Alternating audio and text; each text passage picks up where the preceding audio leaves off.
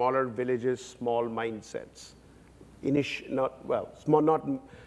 Small family, poor backdrop, who are willing to think beyond it. And I think you need the growth aspect. That's one. Two, you need loyalty.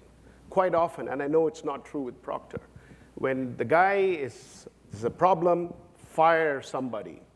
Get the scapegoat. That's Pepsi for sure. So I hope nobody else says that. But basically, that's when he's learned the most. Give him succor, give him encouragement. So, and it's a function of creating a long-term relationship, because there is no distinction between business and family. I think it's all connected. I think what I am seeing is speed is of the essence when hiring people. We had a case a couple of months ago where, Avon has more or less the same process as P&G. There's a screening and then there's a panel. So we were, I think, second interview through the panel. And then eventually the person got, we said, yeah, we liked him, let's go offer him. By the time we got back to the guy, he had started working, was like on his second month. And he's like, well, 9 months of recruiting process, hello.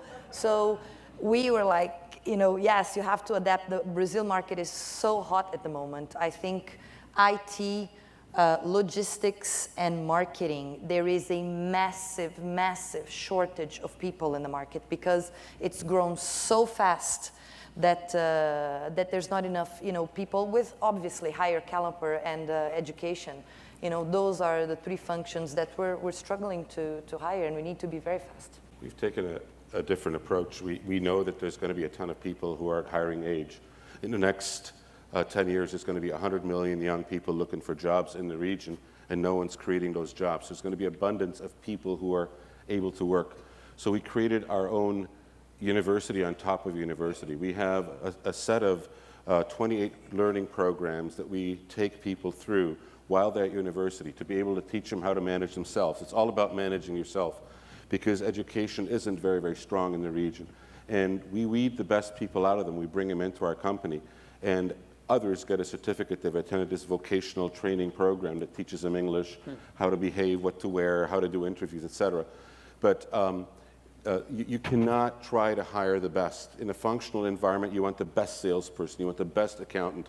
You're not in a functional environment anymore. Everybody needs to know how to do everything. And so you need to take a person who has very high level of loyalty, a very high level of capacity, and you need to give them a whole bunch of doses, a bunch of stuff, because in a very turbulent environment where things are changing left, right, and center, everybody needs to know how to operate a radio. Everybody needs to know how to read a map, and you don't have the specialists for it. Question. I guess that's me. Not very gentleman, actually.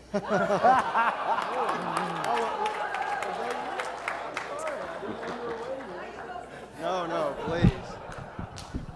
I have to be a gentleman now. Okay, so I won. Well done.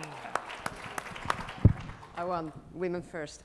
So, and actually, my question is related to women. I didn't hear anything about the role of women in the emerging economies. In one of my past life, actually, I was such a person, and I spent a lot of time in the countries, actually, that you are describing, and especially Middle East. I was almost renowned as Monica of Arabia.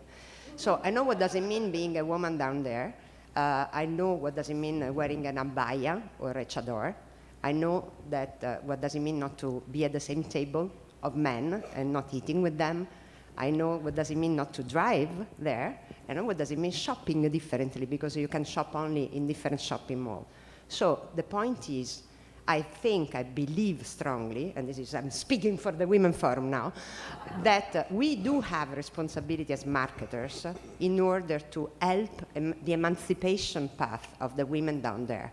So rather than thinking on global and local, rather than thinking on how am I going to say the skincare anti-wrinkle benefit to women that has to be veiled every single day and therefore you cannot even shot, or having in advertising unveiled, what's the role that we need to play in order to help them having a role in these emerging economies?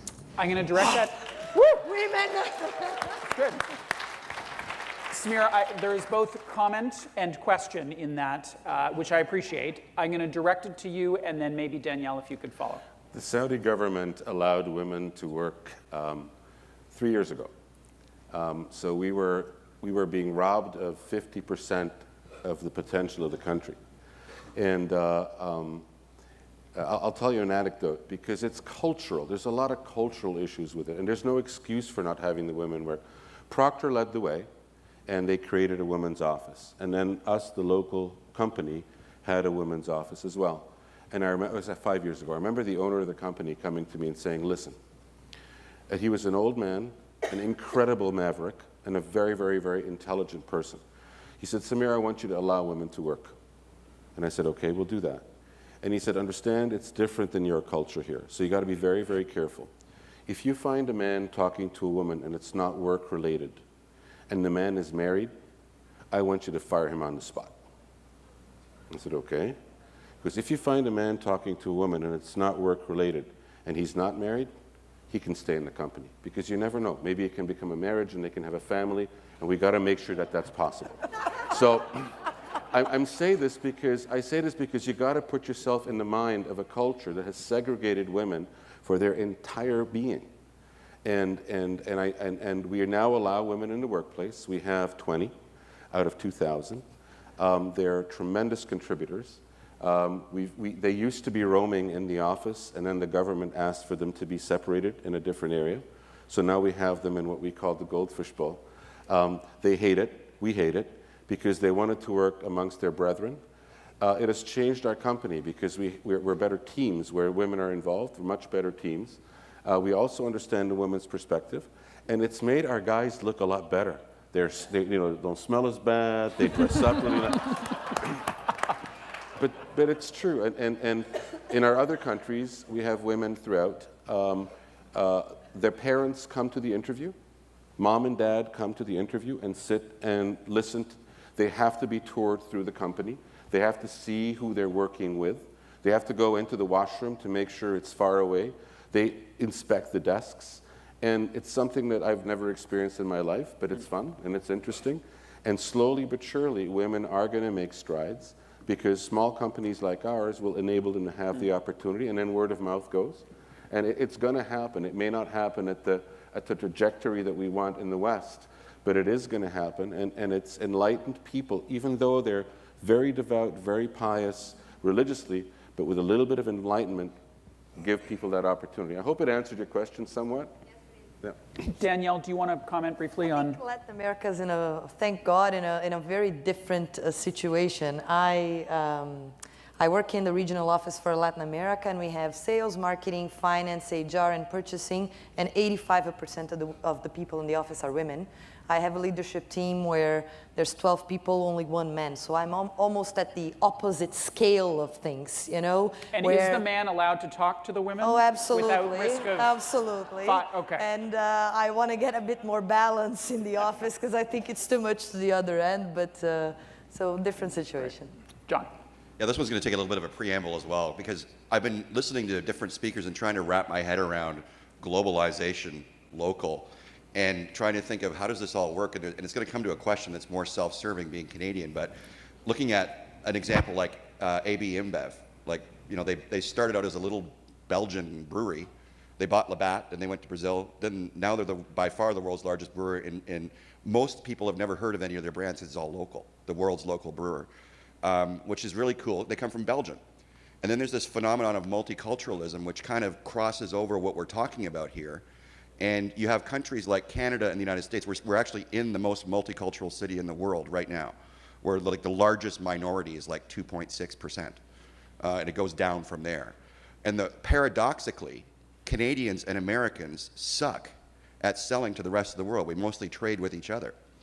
And yet you'd think with this multicultural phenomenon in North America, well, sorry, really in Canada and the United States, we should be great at it, because we have those connections and we have the different cultural perspectives. What do you think's up with that? And what could be done here? Because I know you all are well traveled, but you also have a lot of experience here. So I'm just curious as to what you think of that and how to make it better. Let me start with you, Ramesh, and specifically, do we actually suck at this? Actually, I don't think the US in any way sucks.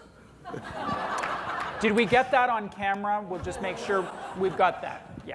But seriously, probably you're not leveraging what you have.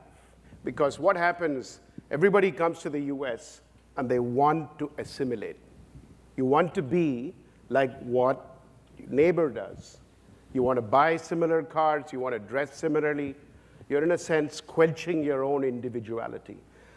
I'd reckon if you are able to figure out a way of saying, how can you cut the cost structure in the United States through leading the way on service? For example, I'll give you a simple proposition. Today, outsourcing is seen as a crime.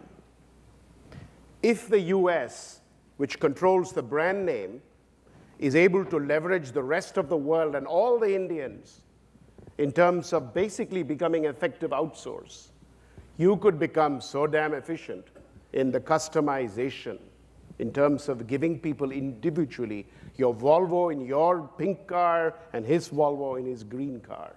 You could actually advertise that way. But it's a function of thinking through where the value lies. I think the US has, for many, many, many decades, ruled the airwaves. It's forgotten that it's about brand. And what's winning, it's not about Pax Americana, it's Pax Globana, if you like it. So I think it's a function of the US thinking internationally, and not just as one international. Otherwise, I don't know about Procter, but definitely was US and the rest of the world, or US, Europe, rest of the world. Now US, Europe, Asia Pac. In a sense, you're doing a disservice. If you actually use your capabilities to be able to apply it granularly, state by state, I think the US still has the capability to win where it counts in the UI, like Apple, in the user interface. That's where the exponential value creation is. James, is there anything you want to add to that question before I move to the next one? Yeah, I really don't think U.S. sucks, because I think all the multinationals, a lot of them are in the United States. And so I think the Anglo-Saxon as a group is pretty good in dominating the world. And in a way that unproportionately. And the ratio will change. The ratio will change because it's inevitable. And what the US probably should do is, instead of in the past, they're the only one who generate ideas. They're the only one who generate the insight, the business knowledge, and then they spread the world. And now the other places also have a lot of good ideas to learn from. And whether the answer to the other question, I always tell my team in Asia is, we have to have more stronger local insight than the other multinational, but we also have to have more global view than the other local competitors. So whoever has more global view, who's really truly learning from around the world, eventually will survive in this global economy. To the chivalrous gentleman at the mic, if you could please ask your question in one sentence. We are almost at the end of our time. Boy, I have to be chivalrous and brief. Yeah. Wow. It's a killer combination. You will live a long and happy There's life. my one sentence. Before I give my one sentence question, I just want to really compliment the panel. This was fantastic. Wonderful insights. I mean, this really was a fantastic panel. I'm fascinated by the conflict, or at least the tension between globalism and executing locally. There were some comments, especially by Ramesh and Danielle, about the importance of executing locally. And this has relevance for a project I'm working on now where we've repositioned a US brand. We're now working on the European brand. Is it possible or even beneficial at the strategic level for a brand to stand for one thing globally, to have one global benefit, one global positioning, one global image, and then execute it different locally? Or do you truly need to have the flexibility to be able to have a completely different strategy at the local level? Danielle first in a sentence or two, followed by Ramesh. I think it's possible, and I think there is, again, it's finding the benefit and the right balance. I think you can have, a global position, and I think you need to think about what are your hard points and what are the soft points. What is really needed to be different at a local level. So some of the things that I mentioned on the execution, if you're going to have an endorser who's going to speak about it, how do you package it, sizing, sometimes is incredibly relevant in some of these markets. So I think at a strategy level, yeah, it's totally possible. Ramesh. I think it's a brand promise. It's not so much as a strategy. The strategy can vary. And I'll tell you very simply, Coca-Cola is seen as Pax Americana. Pepsi is seen as a mixture, Leher Pepsi. And frankly, the results show for itself, both based on aspiration. That's the brand promise, it's identical. But the tables are reversed. Unlike in the rest of the world, where Coke kicks Pepsi 2.5 to 1, the reverse is true in India. So I think it's a function of focusing on the brand promise and the aspiration. Samir. I'm going to answer it differently. The rest of the world sees Quaker Oats as what? A breakfast cereal, right? You cook it, you put raisins in it. In the Middle East, it's a savory soup. It's basically beef barley soup. So they make a soup, they add oats as thickener, and they eat it during the month of Ramadan as the first thing to break the fast. We import 500 containers of Quaker Oats for the month of Ramadan. That strips out Tesco, Sainsbury, and Waitrose's business combined. That little plant that is right near St. Andrews in Cooper, Scotland, raises the Saudi flag whenever we visit, and the mayor comes out and it shakes our hand. The point is, you can be ingenious in your local adaptation of what the global piece is. When Pepsi-Cola bought Quaker, we were shaking in our shoes. We went into the meeting and we said, we're off equity. I know we are. We are completely off equity. We should be a breakfast cereal.